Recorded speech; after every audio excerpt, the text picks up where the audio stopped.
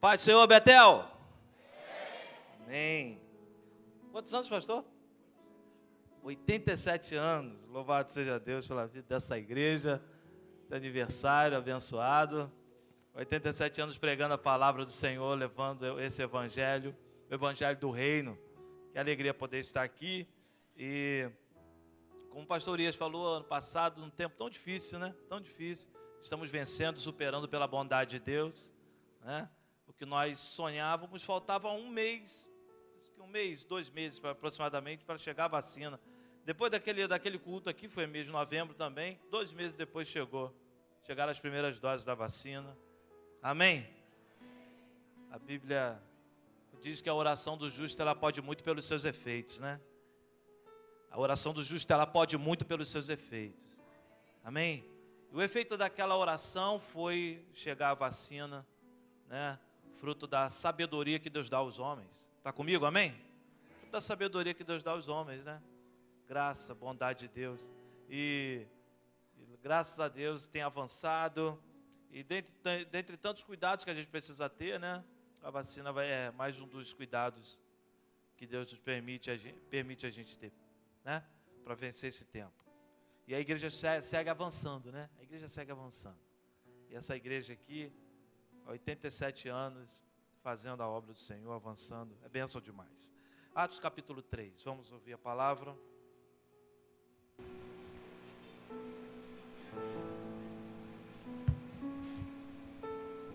Atos 3. Quero trazer o abraço da Igreja Metodista na primeira região.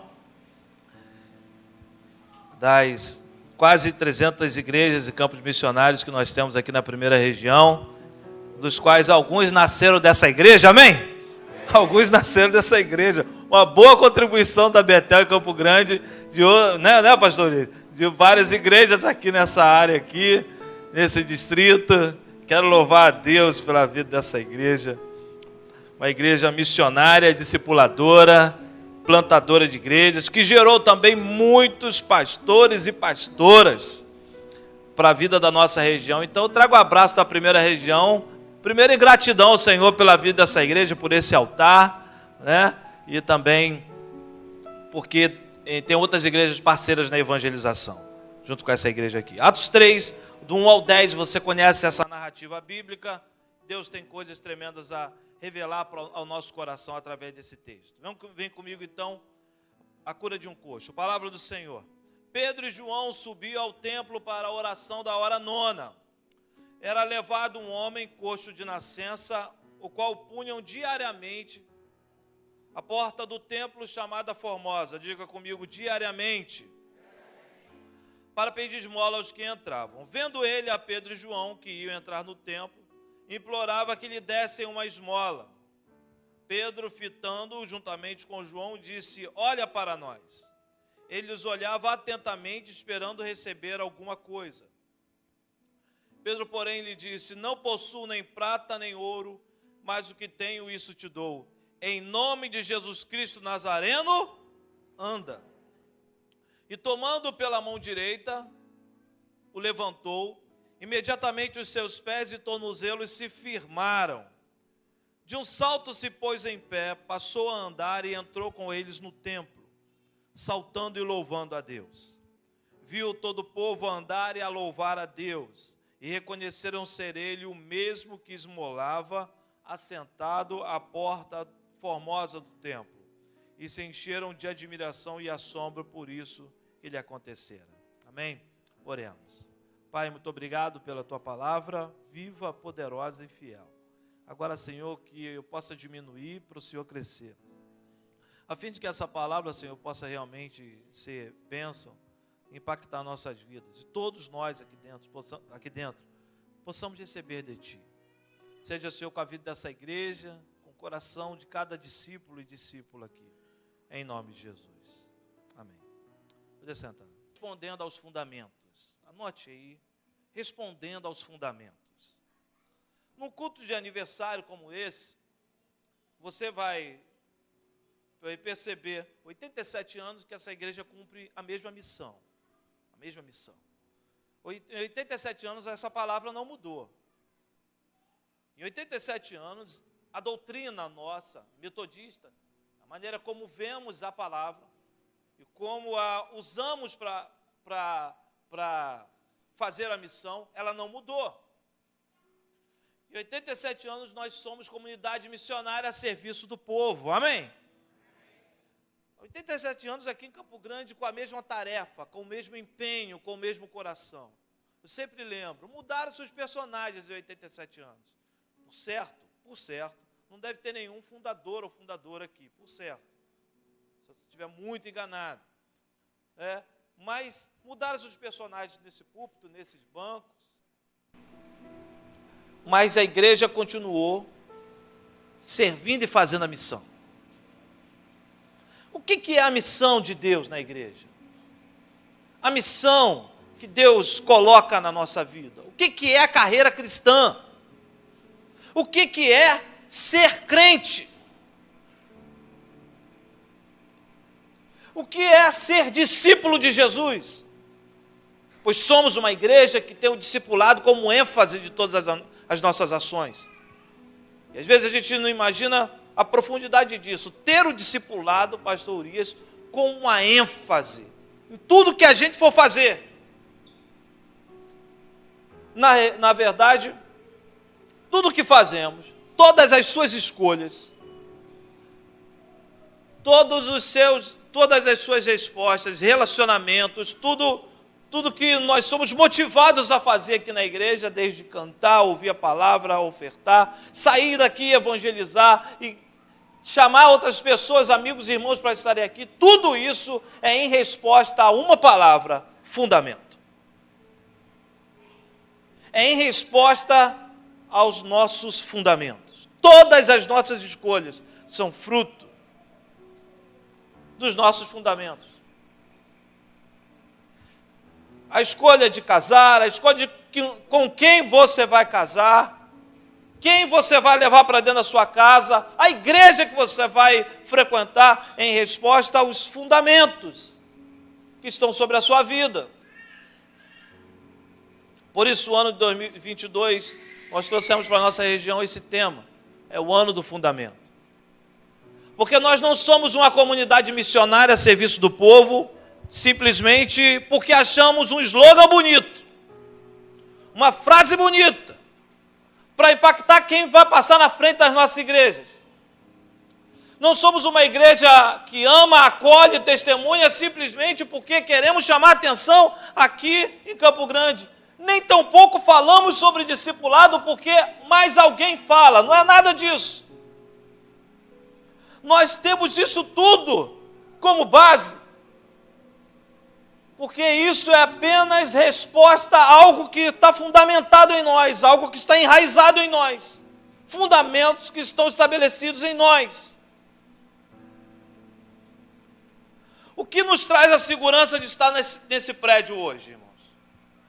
O que nos dá a segurança de subir por essas escadas e ficar aqui no segundo andar e ter essas paredes aqui em volta e podemos ficar aqui até daqui a alguns minutos? O que nos faz isso? Por que todo domingo fazemos isso? Um dos motivos é porque nós temos segurança, a certeza de que esse prédio, estou falando fisicamente, porque esse prédio é bem fundamentado. Se a gente não tivesse certeza que esse prédio aqui... Se a gente não tivesse certeza que esse prédio aqui estava bem fundamentado com alicerce, nós não estaríamos aqui. Você não colocaria a sua vida em risco, sua família em risco, se esse prédio não tivesse muito bem alicerçado. Se você não tem certeza de se uma casa, um prédio, um lugar não estiver bem alicerçado, você não coloca os seus pés ali. O alicerce, ele gera constância. O fundamento, ele gera segurança e gera constância. Já que é seguro fisicamente eu estar aqui dentro, eu posso estar aqui todos os domingos, eu posso estar aqui todas as terças, sábados. Porque a segurança gera constância. Um relacionamento seguro, a tendência é que ele permaneça. Porque gerou constância. Então a palavra fundamento, o ano do fundamento, e hoje o tema dessa palavra é respondendo aos fundamentos, é algo muito mais profundo que qualquer outra coisa. Porque no final nós vamos ver, irmãos, que tudo que nós fazemos é respondendo a fundamentos que nos foram estabelecidos. É respondendo a conceitos que nos foram dados. E que nós abraçamos e colocamos na nossa vida. Isso torna a nossa vida segura e constante. Diga comigo, segura e constante. O que eu venho trazer no texto de Atos capítulo 3, que foi a primeira grande missão da igreja. Foi quando, depois que Deus colocou a promessa, melhor dizendo, cumpriu a promessa do batismo do Espírito Santo, Atos capítulo 2, depois dos discípulos terem sido batizados com o Espírito Santo e com fogo, cumprindo então a promessa de Jesus, eles são enviados, eles saem, eles cumprem o seu propósito apostólico, que é serem enviados, e o primeiro lugar que eles vão para um ambiente que eles conheciam muito bem, porque a gente sempre fala, o primeiro lugar que nós somos enviados é para dentro dos nossos, na vida dos nossos, a nossa família, amém? É o primeiro lugar onde somos enviados, para o meio dos nossos. E é desafio, não é verdade, irmãos? É desafio. E, geralmente Deus faz assim, isso com a gente. E como Deus não planta profeta em lugar fácil, só planta profeta em lugar difícil. O primeiro lugar é sempre o lugar, o ambiente onde estão os nossos. Onde as pessoas conhecem os nossos defeitos, nossas falhas, daí por diante. Bem, voltando ao contexto aqui. Atos capítulo 3, então, é o primeiro lugar onde os discípulos são enviados para uma tarefa. Que até então tudo acontece na festa de Pentecostes, onde eles são batizados, 3.000 pessoas se convertem, eles estavam dentro daquela bolha maravilhosa da revelação, da unção, né? Os discípulos estavam no meio daquele ambiente que eles não querem sair de jeito nenhum, até a hora que Deus fala, vai, e eles vão. Em primeiro lugar, eles entram no templo, versículo 1. Pedro e João subiam ao templo para a hora nona.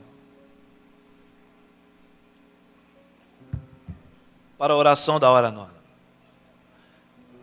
Para ser prático, eu quero falar hoje sobre três respostas. Três respostas aos fundamentos que nós temos nessa narrativa.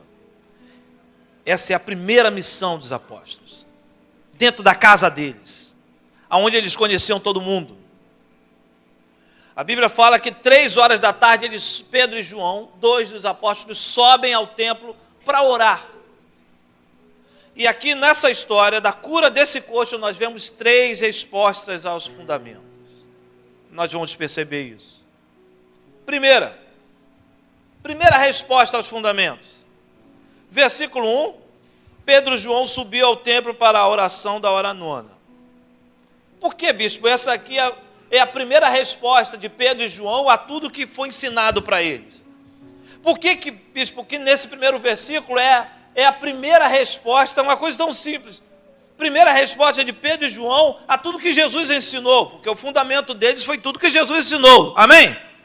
É o fundamento deles. Então eles agora estavam preparados para ir com aquilo que Jesus ensinou. E o primeiro versículo mostra essa primeira resposta. Eles iam para o templo, simplesmente para orar. Em primeiro lugar, porque oração eles aprenderam com Jesus. Diversas vezes eles viram Jesus saindo no meio da multidão e indo para o monte para orar. A Bíblia fala que no dia que Jesus multiplicou pães e peixes, tem aquele João capítulo 6, aquele momento maravilhoso, 5.000 homens, fora mulheres e crianças, e todo mundo é alimentado por Jesus quando ele levanta os 5 pães e 2 peixes, e a Bíblia fala que a multidão quer naquela hora arrebatar, pegar Jesus à força e fazê-lo virar rei. A Bíblia fala que ele pega, vai saindo e vai buscar o Pai em oração. Eles aprendem com Jesus que no momento da euforia, eles precisam estar dispostos a olhar os fundamentos. Jesus, no momento da euforia do povo, no momento que todo mundo falava, ele é o melhor, ele vai para o fundamento. A Bíblia fala que ele vai orar ao Pai, ele vai para o monte orar. Esse é o grande desafio nosso, tá, irmãos? é no meio da euforia, mas também no meio da dor, responder aos fundamentos e buscar ao Senhor. O grande desafio nosso é esse. Então, se, em primeiro lugar, eles vão para o templo para orar porque eles aprenderam com Jesus. Mas, ao mesmo tempo, esse templo aqui, irmãos, era o último lugar onde eles poderiam estar. Diga comigo, por quê? Pode falar mais forte um pouquinho. Por quê? Porque dentro desse templo estavam as piores pessoas que eles conheceram. Aqui dentro desse templo tinha saído a ordem para matar Jesus. Dentro desse templo estavam ali os sumos sacerdotes, Anás e Caifás. Os mesmos que deram a ordem, os mesmos que falaram, é esse mesmo, esse homem, Jesus, ele está blasfemando. E eles viram o povo falando crucificam, e eles falaram, é isso mesmo, crucificam. Nesse mesmo templo tinha saído a ordem para falar bem assim, entrega ele para os romanos, entrega ele para Pilatos, entrega ele para ser crucificado. Só lembrando, não foram os judeus que crucificaram Jesus, foram os romanos. Mas dali saiu a ordem.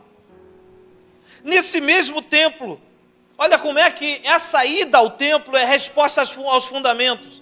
Não é resposta de euforia, nem tão pouco resposta de dor. É resposta de fundamento. É resposta de renúncia. Eles entram no templo onde não tinha ali diante deles pessoas que eles pudessem falar bem assim, olha, eu estou aqui, eu estou com prazer de estar aqui, eu estou com alegria de estar aqui. Não, ali só tinha saído as piores vozes que eles ouviram na vida. Nem sequer a liderança com referencial tinha. Que tolerância, irmãos. Que tolerância. Por isso que o primeiro fundamento aqui, que é respondido por Pedro e João, guarde, é o fundamento do perdão. A ida deles ao templo, às 3 da tarde, depois deles terem pregado e a multidão ter se convertido, e tudo está dando certo na missão, e eles vão lá para o templo para orar, num lugar onde, sem dúvida nenhuma, ninguém que andou com Jesus gostaria de estar. Mas eles vão em resposta a quê, irmão? Resposta simplesmente à opinião pública. Obrigado. Em resposta à opinião pública? Não. Em resposta a um fundamento que foi estabelecido por Jesus na vida deles. Fundamento do perdão. Fundamento do perdão. Porque eles um dia ouviram Jesus falar para eles, quando perguntaram quantas vezes nós devemos perdoar. E Jesus falou, vocês devem perdoar 70 vezes 7. Aquele fundamento estava aqui em Pedro e João. E eles andam com aquele fundamento. Aquela ida no templo às 3 da tarde, encontrar os sumos sacerdotes, Anás e Caifás, e os fariseus, todos ali, todo mundo no templo ali. E eles foram o quê? Para orar. Não eram a resposta a mais nada a não ser a esse fundamento do perdão. Ali ele vai nos ensinar o seguinte, nem sempre nós vamos encontrar, nós estaremos nos lugares mais agradáveis para a nossa alma. Nem sempre estaremos nos lugares mais agradáveis, mas mesmo nos lugares mais desagradáveis, nós estaremos fundamentados. Você já se viu em um lugar assim? Um lugar desagradável para estar. Lugar que nem todos ali cumprem os princípios. Mas você está ali e não abre mão dos seus fundamentos. É assim que a igreja está plantada no mundo hoje. Um mundo que está indo para o caos. E o mundo, irmãos, é daqui para pior. Concorda comigo? E Jesus está voltando. É daqui para pior. São os sinais da volta de Jesus.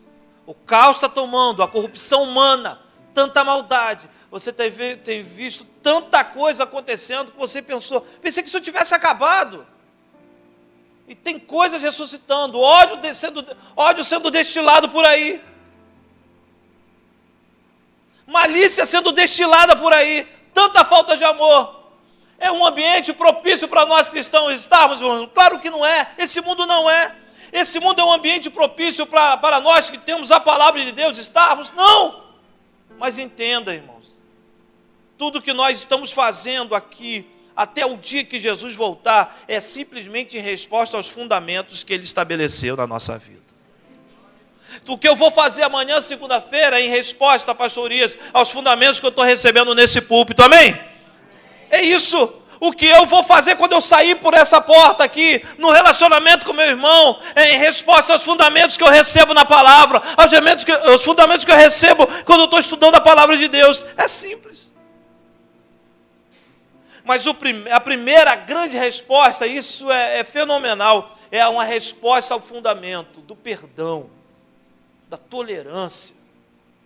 Eles entram dentro daquele templo. E ao invés deles destilarem ódio, eles vão ali para cumprir o chamado de Jesus de orar, perdoar. Orar, amar e perdoar. Simples. 3 horas da tarde eles vão. É a primeira resposta ao fundamento. Porque eles aprenderam com Jesus. A segunda, versículo 2. Segunda resposta ao fundamento está aqui, quando o texto fala: era levado um homem coxo de nascença, o qual punham diariamente à porta do templo, chamada Formosa, para pedir esmola aos que entravam. Aonde está a segunda resposta aos fundamentos aqui? Nesse texto nós temos aqui, quando a Bíblia fala que um homem era levado diariamente à porta do templo. Repita comigo, eu falei na leitura, mas repita comigo, diariamente. A Bíblia fala que esse homem era um coxo de nascença. Na religião judaica, na religião da época, alguém que tinha uma deficiência de nascença, como esse coxo aqui, era considerado uma pessoa amaldiçoada. Eles criam assim.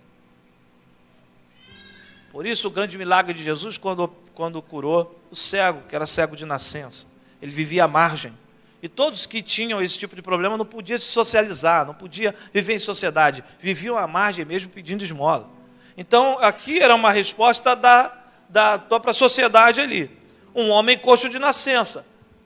Mas o estranho disso era o seguinte: ele estava na porta do templo, socialmente no lugar onde ele tinha que estar, e pedindo esmola, fazendo o que ele tinha que fazer, porque já que ele não podia trabalhar. Mas o que me traz a estranheza, e santa estranheza, é o seguinte: alguém pegava aquele homem e colocava todo dia na porta do templo. Ou alguém, ou alguns, porque a Bíblia fala que era diariamente. E isso era muito grave.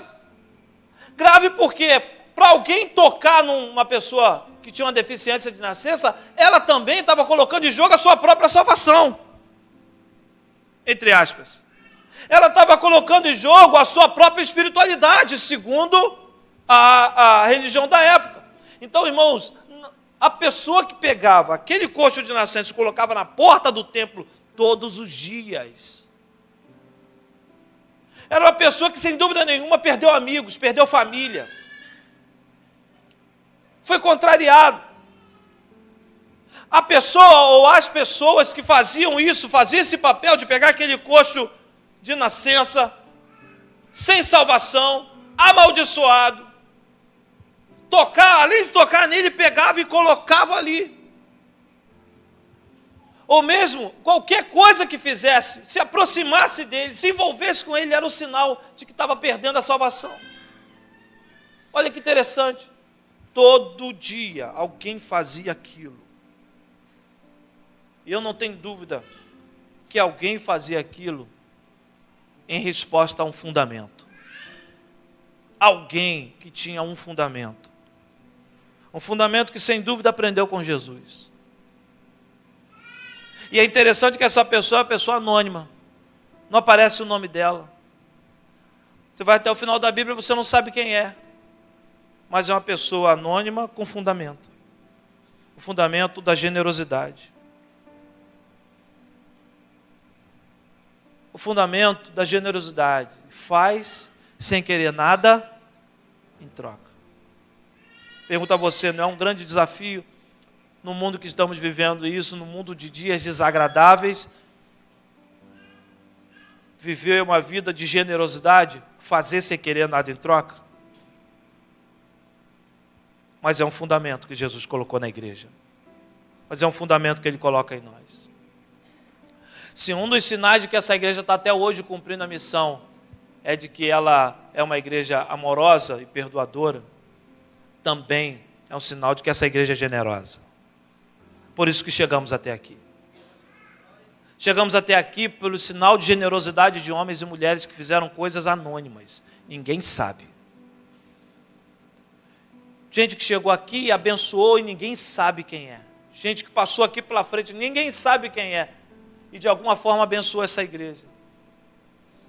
Quem sabe na história, na sua história aqui nessa igreja, você foi abençoado por pessoas que você nem sabe o nome, mas elas foram generosas. Aquele dia te deu um abraço. Aquele dia só perguntou como é que você estava, sem querer nada em troca. A generosidade é um fundamento, irmãos. Ser generoso, ser agradável, ser abençoador, é um fundamento. É um fundamento que o mundo não quer. Porque tudo que o mundo quer é o toma lá da cá. Infelizmente isso tem entrado no mundo religioso, no mundo evangélico, é o toma lá da cá. E nós temos pregado o quê? A generosidade, fazer porque Jesus fez por nós. Fazer sem querer nada em troca. Amar sem querer nada em troca.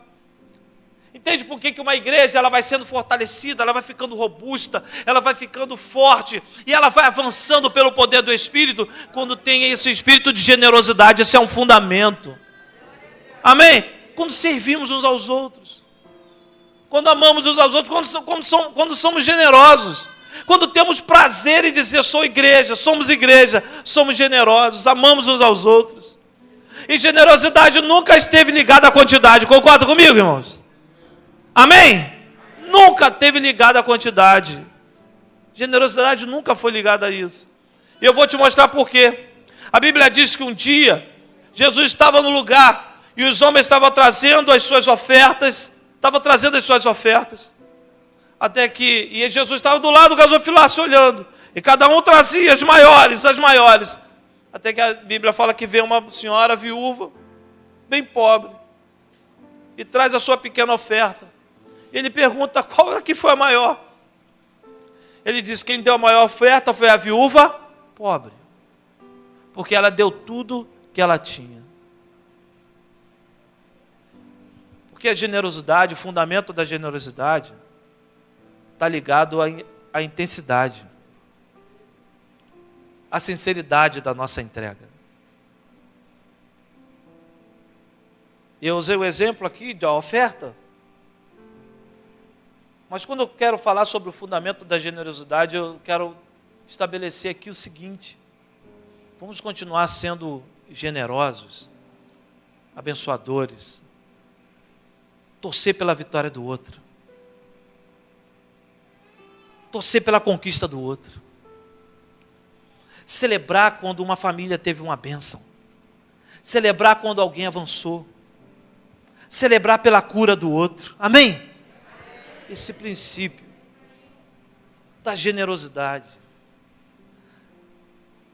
esse fundamento dessas pessoas anônimas, a gente não sabe o nome, mas foram muito generosos. Todo dia pegava aquele coxo e colocava ali. Eles colocavam, quando eles voltavam, as pessoas viravam a cara para eles. Mas eles estavam fazendo isso em resposta à generosidade. É um fundamento que eles aprenderam. Eu digo para você que é um desafio imenso ser um cristão fiel, uma cristã fiel nesses tempos.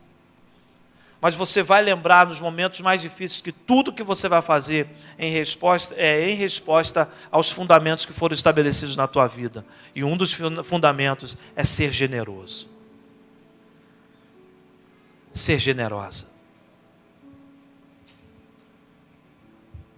Até o ponto das pessoas perguntarem assim, por que você está fazendo isso por mim? É fundamento. Quando as pessoas perguntaram, mas por que